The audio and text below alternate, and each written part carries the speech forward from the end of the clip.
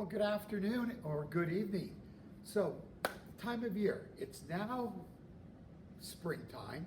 We've had the spring equinox, but more importantly, we had a full moon a couple days ago. So what happens with the full moon in spring? Well, after the first full moon in spring, because sometimes you can have two full moons in spring, we have two very religious holidays that kind of coincide with each other. We have Passover and we have Easter. I'm not positive how Passover works, but I'm pretty sure it's very similar to Easter, because Palm Sunday, when Jesus rode into Jerusalem, that was the beginning of Passover. So Easter is always the first Sunday after the full moon, or the first full moon in spring. So if you look out here, both religions like to celebrate this time of year, spring, the beginning of life. A lot of pastel colors. Notice the colors that we have in our containers, very pastel looking. So flowers go well with both religions. So if you're celebrating Easter, you can put yourself an Easter bunny. The gnome, I'm not sure if that's Easter or not. Or you could just make a beautiful arrangement with some of the beautiful colors that we have. Stock, Alistraveria. Even though the mums are fall flowers, but it brings us that white. Carnations are great all year round. Lilies, the canna lilies, the calla lilies, the day lilies, all sorts, the tiger lilies, very popular this time of year. And then, of course, instead of baby's breath, we have the beautiful tea leaf or wax flower that we're going to use. And I noticed cutting it, it really has a lemony scent to it. It must be very closely related to the bottle brush. So let's come over here, let's see what we got, and we'll get going with our arrangement. Now again, as I always tell you, if you haven't yet soaked your floral foam or oasis, please do it now, and go ahead and have a nice lemonade and come back and give it a good hour soaking. So we're using a third of a block, and the third of the block fits nicely in the container, but it's a little bit loose. So I like to make sure that it doesn't slide around. So each of you should have picked up that little wedge that I had in there, and by wedging it in here, it now gives it some stability, so it's not going to slip out. I mean, if I turn it upside down, it's going to fall out, but this is the way you want it, firm in there. So we're going to green up our Easter basket, or our spring basket, and we're going to use our lemon leaf. And again, I might be a broken record on this. It's not a citrus. It just has a very shiny dark leaf like a lemon leaf. And I'm going to put 3 or 4 leaves. Some of these leaves are getting a bit old. If you have any browning on them, don't be afraid to cut it off. But this is really a fun, see how this leaf in here is really big? I can cut this and just use this leaf right here.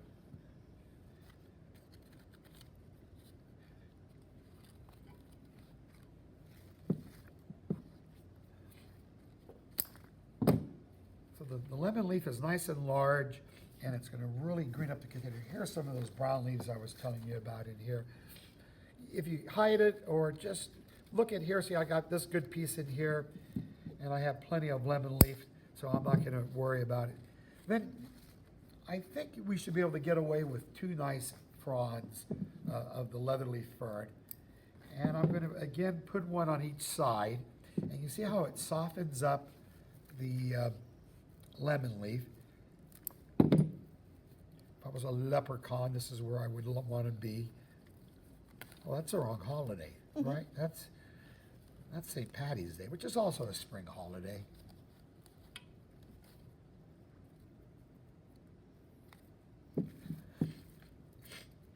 And I'm going to use all the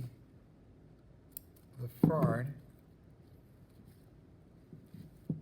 And see, I have 2 fronds, and 2 fronds are more than enough.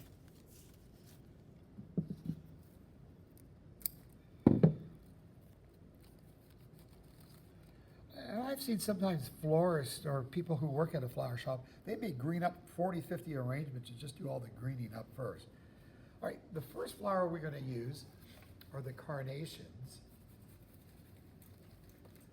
long-lasting carnations, and these are very fresh. Some of them are very tight. So remember, you pinch it and open it. And I like that small bud. It's going to be my middle flower, and I only have that about 8 to 12 inches long, and that's going to go smack in the middle. And then my other two, and notice I'm cutting it on an angle, but below that node, if I cut it right at that node, it makes too big of a hole going in.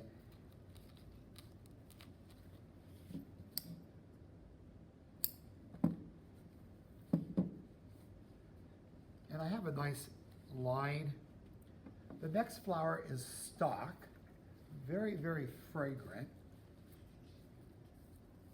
And again, the pastel Easter-like colors. And I'm gonna put those kind of in a triangle arrangement. Notice they're not straight up and down. I don't want it to be a marching soldier. Keep them at an angle. The one in the middle could be, but the other ones, angle your flowers out a little bit.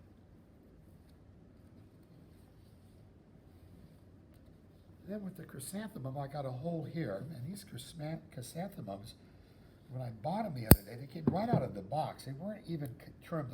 So these are super fresh. And again, notice it's only about 8 to 12 inches long.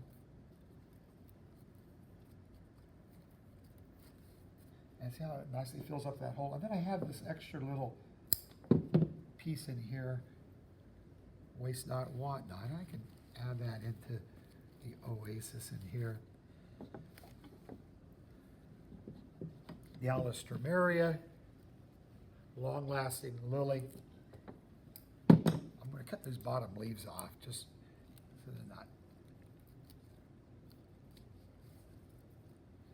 Now, I got these two lilies. This one here just hasn't opened yet, but it will be opening like this in here. And I'm going to use this one in here because I'm going to use this on Easter Sunday, give it to my mother, and I'd rather not have it open too quickly.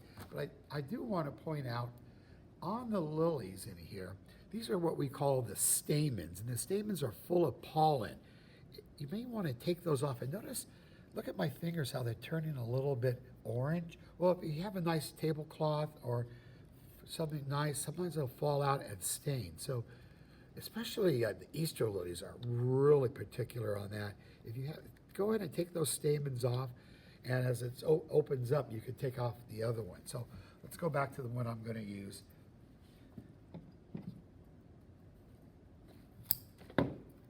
Nice thick stems in here. And this is just going to open up. That's going to be pretty there.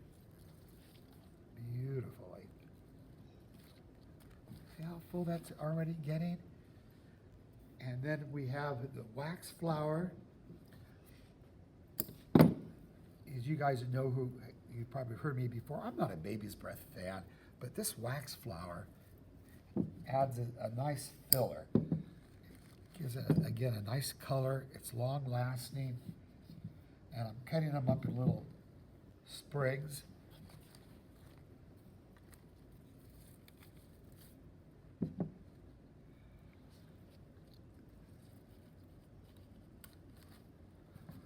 Look at that. And the mistake I see some people do, they take the bunny or the pick. We don't need to see that stick. We know it's whatever creature it is. So I'm going to put it off to the side in here and tuck it in, so we can see most of our critter, but we don't need to see that stick. It's kind of like, oh, look at that cute little surprise it's hiding in there.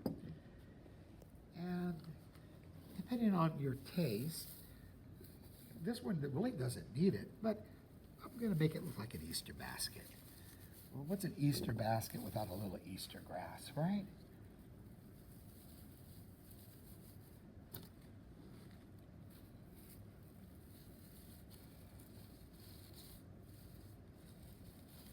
And because the grandkids love collecting Easter eggs, I can do one or two things with them. You got either a stick, but I'm just going to gently put them in on top of the grass. We know they're there. Again, And some of you might have. Oh, right there they are. I thought I grabbed them. So if you want to, some of these have little holes in them. Others that you may have to poke it. Look, you could just be careful. Don't pierce your hand, please. I don't have medical stock, so it doesn't profit me. And see, that way I stuck it in. So either way, it should work just fine. And there you got it. Happy Easter, happy Passover. And our last class in May, I think it's May 15th. It's the third Wednesday in May. Still trying to decide what to do yet, but we'll do something fun for our last class of the year. All right, and thank you very much, Paula, for your help today. You're welcome. Have a great month, you guys. Bye now. Bye.